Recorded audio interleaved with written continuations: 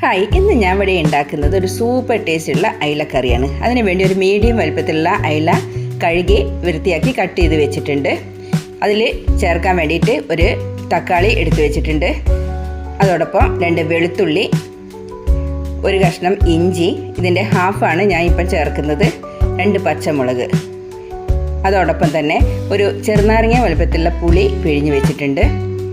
ഇതെല്ലാം കൂടിയും മീൻ കഷ്ണത്തിലേക്ക് ചേർത്ത് ആവശ്യത്തിന് ഉപ്പും ചേർത്ത് വെക്കാം. ഇനി ഇതിലേക്ക് ഒരു അരപ്പ് തയ്യാറാക്കണം. അതിനുവേണ്ടി ഒരു അരമുറി തേങ്ങ ഞാൻ ഇവിടെ മിക്സിയുടെ ജാറിലിട്ട് വെച്ചിട്ടുണ്ട്. ഇതിലേക്ക് 1 ടേബിൾ സ്പൂൺ കാശ്മീരി ചില്ലി പൗഡറാണ് ഞാൻ ചേർക്കുന്നത്. അതോടൊപ്പം തന്നെ ഒരു 1/2 ടീസ്പൂൺ മഞ്ഞൾപ്പൊടി ഒട്ടും കൂടി പോകരുത്.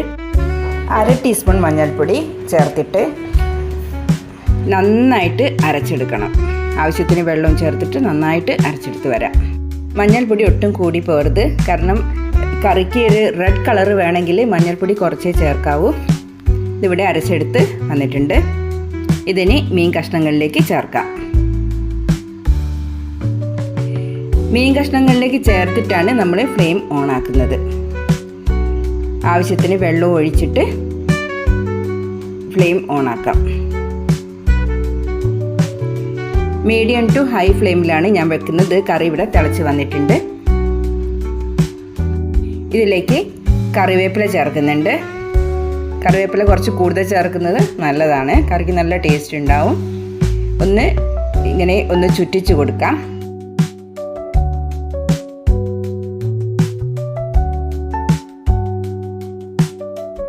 ഇത് അടച്ച് വെക്കണ്ട, ഇങ്ങനെ തുറന്ന് വെച്ചിട്ട് തന്നെയാണ് ഞാനിവിടെ കറി ഉണ്ടാക്കുന്നത്.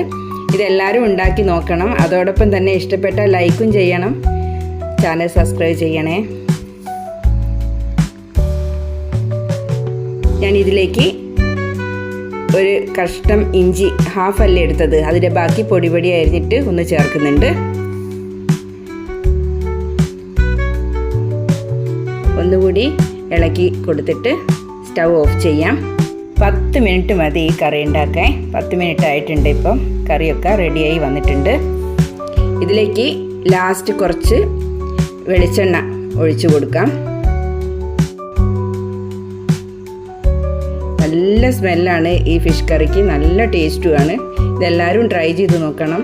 മൺചട്ടിയിലായതുകൊണ്ട് ഇത് ഓഫ് ചെയ്താലും കുറച്ച് നേരം ഇങ്ങനെ തിളച്ചുകൊണ്ടിരിക്കും. ഇത് കുറച്ച് തണുത്ത ശേഷം സെർവിംഗ് ബൗളിലേക്ക് മാറ്റാം. കറി ഇവിടെ തണുത്ത് വന്നിട്ടുണ്ട്. ഞാൻ ഇതിൽ നിന്ന് കുറച്ച് സെർവിംഗ് ബൗളിലേക്ക് മാറ്റുന്നുണ്ട്.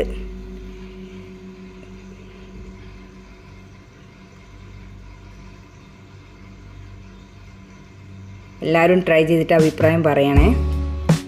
Thank you.